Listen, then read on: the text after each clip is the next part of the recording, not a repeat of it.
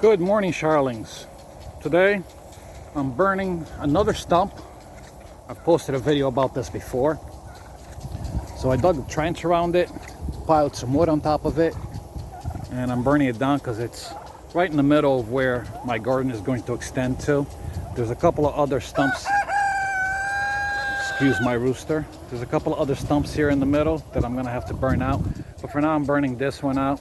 I turned the sprinkler on because I put on some very greasy wood, and it was smoking and rising like crazy. And even though it's very wet out today, I don't like to take any chances.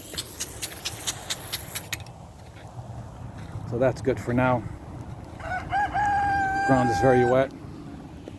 So dug a trench around it and just piled wood on top of it. And I'm gonna keep piling wood for the next few days until this is burned down to nothing. And then I just fill in the hole and we'll be good to go. But this is gonna take a while. That's a big stump. Would you please? I'm trying to do something here. Anyway, stump burning.